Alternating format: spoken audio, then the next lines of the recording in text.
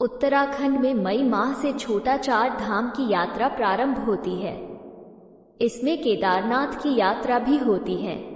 केदारनाथ की यात्रा सही मायने में हरिद्वार या ऋषिकेश से आरंभ होती है। हरिद्वार से सोनप्रयाग 235 किलोमीटर और सोनप्रयाग से गौरीकुंड 5 किलोमीटर। आप सड़क मार्ग से किसी भी प्रकार की गाड़ी से जा सकते हैं। गौरीकुंड से आगे लगभग 16 किलोमीटर का रास्ता आपको पैदल ही चलना होगा या आप पालकी या घोड़े से भी जा सकते हैं। अधिकतर लोग सोनप्रयाग या गौरीकुंड में रुकते हैं। जानते हैं यात्रा का फल। भगवान शिव मुक्ति देने वाले हैं। वे ही जन्म देने वाले, पालनहार और संहारक भी हैं। उनके दर पर दान मिलता है तो मृत्युदंड भी। वे ही आदि, अंत और अनंत परब्रह्म हैं। संपूर्ण धरती पर सभी धर्मों के लोग उनको ही किसी न किसी रूप में पूजते या उनकी प्रार्थना करते हैं। धार्मिक मान्यता है कि चार धाम यात्रा करने से मनुष्य को मोक्ष की प्राप्ति हो जाती है। केदारनाथ में शिव का रुद्र रूप निवास करता है, इसलिए इस संपूर्ण क्षेत्र को रुद्रप्रयाग कहते हैं। केदारनाथ का मंदिर उत्तराखंड के रुद्रप्रयाग जिले के रुद्रप्रयाग नगर में है। यहाँ भगवान शिव ने रौद्र रूप में अवतार लिया था। देश के 12 ज्योतिर्लिंगों में सर्वोच्च है केदारनाथ धाम। मानो स्वर्ग में रहने वाले देवताओं का मृत्युलोक को झांकने का ये झरोखा हो।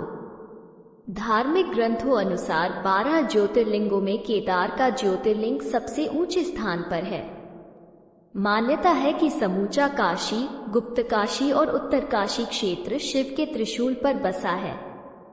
यहीं से पाताल और यहीं से स्वर्ग जाने का मार्ग है। शिव पुराण के अनुसार मनुष्य यदि बद्रीवन की यात्रा करके नर तथा नारायण और केदारेश्वर शिव के स्वरूप का दर्शन करता है, निसंदेह उसे मोक्ष प्राप्त हो जाता है। ऐसा मनुष्य जो केदारनाथ ज्योतिर्लिंग में भक्ति भावना रखता है और उनके दर्शन के लिए अपने स्थान से प्रस्थान करता है, किंतु रास्ते में ही उसकी मृत्यु हो जाती है, जिससे वो केदारेश्वर का दर्शन नहीं कर पाता है, तो समझना चाहिए कि निश्चित ही उस मनुष्य की मुक्ति हो गई। शिव पुराण के अनुसार केदार तीर्थ में पहुंचकर वहां केदारनाथ ज्योतिर्लिंग का पूजन कर जो मनुष्य वहां का जल पी लेता है, उसका पुनर्जन्म नहीं होता है।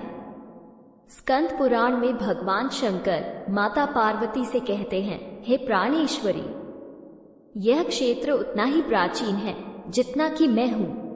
मैंने इसी स्थान पर सृष्टि की रचना के लिए ब्रह्मा के रूप में परब्रह्मत्व को प्राप्त किया, तभी से यह स्थान मेरा चिर परिचित आवास है। ये केदारखंड मेरा चिर निवास होने के कारण भूस्वर्ग के समान है।